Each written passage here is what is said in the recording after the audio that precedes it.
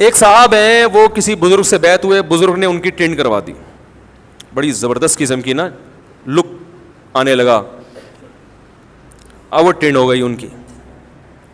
اب جب ٹینڈ ہوئی تو ان بزرگ نے کہا کہ بھائی دیکھو تم مجھ سے بیعت ہو گئے ہو اور حضرت علی کی سنت ہے ٹینڈ کروانا وغیرہ وغیرہ, نہیں تو کم از کم شیخ کا حکم تو مانو نا. تو انہوں نے مانا, انہوں نے کہا چلو سنت ہے نہیں ہے ایک الگ بحث ہے, لیکن میرے پیر و مرشد نے مجھے کہا ہے اور اللہ والے ہیں, ان کی صحبت سے مجھے فائدہ ہوا, تو کچھ چیزیں بلا دلیل بھی مان لینی چاہیے, چلو ان کی اطاعت میں ٹینڈ کرا لیتا ہوں. اگر حسن باقی رہا تو ٹینڈ سے بھی رہے گا, نہیں باقی رہا تو بغیر ٹینڈ کے بھی. شاعر نے کہا ہے نا, حسن تیرا اس طرح سالم رہا, سر منڈانے پر بھی تو ظالم رہا, یعنی تیرا حسن میں کوئی فرق نہیں پڑا. تو انہوں نے اپنے اوپر یہ شعر چشمہ کر کے ٹینڈ منڈ کرا لی. اب وہ تھے بڑے مالدار لوگ, بہت کھاتی پیتی فیملی تھی, اس فیملی کا مجھ سے بھی تعلق تھا, بیانات سنتے تھے وہ. اب ظاہر ہے جس حساب سے انسان کے پاس پیسہ آتا ہے تو اس کے چال چلن اسی حساب سے ہوتی ہے, یہ نیچر ہے انسان کی. غریب آدمی پھٹے پرانے کپڑے پہن لیتا ہے لیکن دولت مند نہیں پہنتا, یہ فطرت ہے, یہ کوئی بری چیز نہیں ہے. صحابہ میں بھی جو مالدار تھے ان کے لباس سے پتہ چلتا تھا یہ مالدار ہیں. خود نبی صلی اللہ علیہ وسلم کی ترغیب ہے, ایک صحابی آئے, پراگندہ بال تھے, میلے کچیلے کپڑے تھے. آپ نے فرمایا کہ اللہ نے تمہیں مال نہیں دیا جس سے اپنا حلیہ درست کرو. انہوں نے فرمایا مال دیا ہے. تو آپ نے فرمایا ان اللہ یحب ان یری اثر نعمتہ علی عبدہ, اللہ چاہتے ہیں کہ جب اللہ نے پیسہ دیا ہو, دولت دی ہو, نعمت دی ہو تو وہ نظر بھی آنی چاہیے. تو اپنا حلیہ ٹھیک کرو. وہ ہے نا دکان پکوڑوں کی باتیں کروڑوں کی, تو جیسے یہ غلط ہے تو ایسے ہی اس کا اپوزٹ بھی غلط ہے کہ دکان کروڑوں کی اور باتیں پکوڑوں کی. صحیح, اللہ نے پیسہ بہت دیا اور باتیں ایسی کرتا ہے جیسے پکوڑوں کا بزنس ہو. سمجھ رہے ہیں کہ نہیں سمجھ رہے؟ تو یہ ہمیشہ سے ایک رہا ہے, جب دولت دی ہے تو اس کے آثار لباس سے, پوشاک سے, رہائش سے جھلکنے چاہیے, اور ہوتا ہے یہ, اس کو آپ روک نہیں سکتے, یہ نیچر ہے انسان کی. اب وہ بڑے پیسے والے لوگ, اب ظاہر ہے جب خدا جب حسن دیتا ہے نزاکت آ ہی جاتی ہے. اب کیسے شاعری شروع ہو گئی ہے, آپ اگلا مصرع نہیں سنا رہا, اگلا مصرع نہیں سنا رہا. تو مجھے آتا ہے, ایسا نہیں کہ مجھے اگلا مصرع آتا نہیں ہے, لیکن میں جان کر نہیں سنا رہا کیونکہ وہ اگلا مصرع سناؤں گا اور صرف شعر کا کلپ بنے گا اور اس پہ عجیب سا عنوان لکھا ہوا ہوگا. تو آدھے آدھے شعر سناؤ تاکہ کلپ بننے کی نوبت آئے ہی نہیں. تو انہوں نے کیا کیا, جب اللہ نے ان کو اتنی دولت دی تو وہ ٹینڈ والا بچہ کسی مجلس میں جانے کے قابل نہیں. ظاہر ہے جب تو مالداروں کے بچے, پھر وہ مالدار چاہتے ہیں ہمارے بچے شہزادوں جیسے لگے نا, تو کوئی دنیا میں ایسا شہزادہ گنجا میں نے آج تک میں نے نہیں دیکھا. کم از کم ٹینڈ کروانا جائز ہے, سنت نہیں ہے. نبی صلی اللہ علیہ وسلم صرف حج اور عمرے کے موقع پر بال منڈوایا کرتے تھے, ورنہ آپ نے بال رکھے ہیں. بال تو انسان کی نیچر ہے, اللہ نے یہ دیے اس لیے رکھنے کے لیے. پھر بھی اگر کوئی ٹینڈ کروا کے رکھتا ہے گناہ نہیں ہے, اس کو سنت نہ سمجھے. وہ بولے بھائی مجھے گرمی لگتی ہے اور میں اس طرح زیادہ صاف ستھرا رہتا ہوں اور نہانے میں آسانی ہے, مگا پھینکا پانی کا اور جو پھسل کے چلا گیا. بالوں میں ذرا دھونا پڑتا ہے ان کو. تو اب وہ ان کے گھر والے پریشان کہ بھائی ہمارا بچہ اس پہ ٹینڈ, ماں باپ کہہ رہے ہیں بیٹا بال رکھو, پیر صاحب کیا کہہ رہے ہیں, نا نا نا نا, دہشت گردی کا جڑ سے خاتمہ ہونا چاہیے.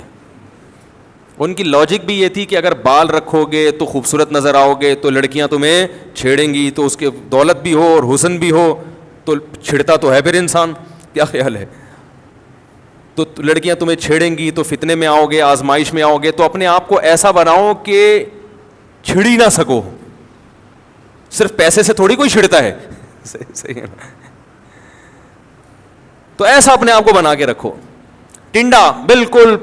جب بھی کوئی چھیڑنے کی کوشش کرے ٹوپی اتار کے سر دکھا دو, وہ بھاگ جائے گی. تو فتنے سے بالکل دور رہو گے ہمیشہ.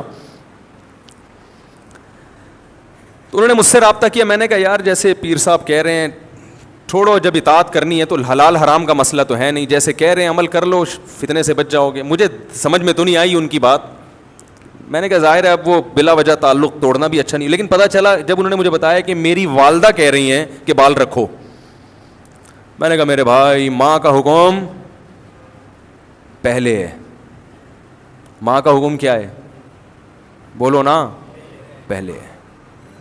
میں نے کہا اب یہاں پیر صاحب کی نہیں چلے گی, بلکہ میں نے کہا جو سچی مچی کا پیر ہوگا نا, جو واقعی اللہ کا خوف دل میں رکھتا ہوگا, وہ ماں کی مرضی کے خلاف آپ کو چلنے ہی نہیں دے گا. اس سے تو آپ بیعت اسی لیے ہوئے ہیں کہ آپ کو شریعت سکھائے, اور شریعت میں والدین کا حق سب سے, بولو بھائی, جب تک شریعت کے خلاف نہ کہیں آپ, وہ تو سب سے پہلے ہے. لیکن وہ پیر صاحب مان کے نہیں دے رہے. نہیں بھائی ٹرینڈ کراؤ, نہیں بھائی شیخ کا حکم, دینی معاملات میں شیخ کا حکم پہلے ہے. میں نے کہا بھائی یہ دینی معاملہ نہیں ہے, اور دوسرا یہ کہ دینی کوئی شریعت کا کوئی حکم تھوڑی ہے, یہ مباح ہے. بال رکھنا بھی جائز, کٹانا بھی جائز. تو مباح چیزوں میں, جائز چیزوں میں جب ماں باپ حکم دیں تو وہ جائز چیز کیا ہو جاتی ہے؟ واجب ہو جاتی ہے. بھائی ان کو اپنا بچہ اچھا نہیں لگ رہا گنجے پن میں, وہ دیکھو والدین کی کیسی محبت ہے کہ بچوں کو چاہتے ہیں نا کہ جس محفل میں ہمارا بیٹا یا بیٹی جائے اچھی لگے, اچھے کپڑے پہناتے ہیں نا, کتنا شاپنگ کے خرچ کرتے ہیں والدین اپنے بچوں کے لیے, کیونکہ بچوں کی زینت سے کس کی زینت ہے؟ والدین کی. لوگ کہتے ہیں وہ دیکھو وہ میلا ہے نا, میلا اس کا باپ آ رہا ہے تو باپ کی بے عزتی ہے یا نہیں ہے اس میں؟ تو باپ تو چاہتا ہے ہمارا بیٹا یا بیٹی ہم سے بھی آگے جائے ترقی میں, ماں بھی یہی چاہتی ہے. تو میں نے ان کو کہا, میں نے کہا بھائی جب آپ کی والدہ کہہ رہی ہیں تو اب آپ کو بال رکھنے پڑیں گے.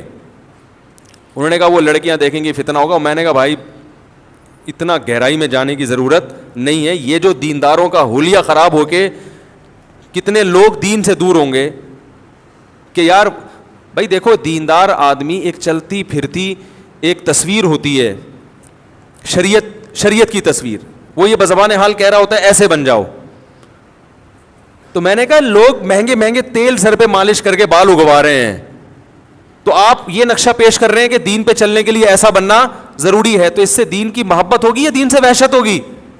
تو وحشت ہوگی اس سے دین کی, لوگوں کو دور بھاگیں گے لوگ دین سے. بڑا سمجھایا میں نے کہا یہاں تو یہ دلائل ایک طرف, جب ماں نے کہہ دیا تو ماں نے تو بھائی جنا ہے. وہ کہہ رہے ہیں پیر صاحب کا بڑا مقام ہوتا ہے. میں نے کہا ہوتا ہے, اماں سے بڑا نہیں ہوتا. بلکہ میں نے کہا بھائی ماں تو دور کی بات, اگر بڑا بھائی بھی کہہ رہا ہے نا تو بھی پیر کے حکم پر بڑے بھائی کے حکم کو ترجیح دو. بڑے بھائی کی ویلیو بھی اسلام میں زیادہ ہے, باپ کی جگہ ہے وہ. قرآن میں جگہ جگہ ہے وَأُولُو الْأَرْحَامِ بَعْضُهُمْ أَوْلَىٰ بِبَعْضٍ فِي کتاب اللہ. اللہ کی کتاب میں رشتہ داروں کا حق سب سے پہلے ہے. جس نے آپ کو دین سکھایا بہت بڑا حق ہے اس کا, اس میں کوئی شبہ نہیں ہے. جتنی خدمت کر سکتے ہو کرو, لیکن باپ کے بعد ہے. پھر میں نے ان کو مثال سے سمجھایا. میں نے کہا مجھے ایک بات بتاؤ, اللہ نہ کرے آپ کا ایکسیڈنٹ ہو جائے, کوئی ٹانگ ٹوٹ جائے, روڈ پہ پڑے ہوئے ہو, لوگ آپ کے پیر صاحب کو فون کر کے بولیں گے کہ اٹھاؤ, یا بھائی کو بولیں گے؟ اس نے کہا بھائی کو. میں نے کہا بھائی فوراً آئے گا اٹھانے کے لیے, اور پیر صاحب آپ کو خانقاہ سے نکال دیں گے, بولیں گے جب ٹانگ جڑ جائے آ جانا. لیکن آپ کا باپ آپ کو گھر سے, بولو نا, نہیں نکالے گا. نہ ماں نکالے گی, نہ باپ نکالے گا, نہ بھائی نکالے گا, بلکہ پریشان ہوں گے, علاج کا خرچہ وہ کریں گے. تو یہ جو رشتے اللہ نے بنا دیے نا, بلڈ ریلیشن, یہ ایلفی سے زیادہ مضبوط ہے میرے بھائی. باقی رشتے 2 منٹ میں ٹوٹتے ہیں.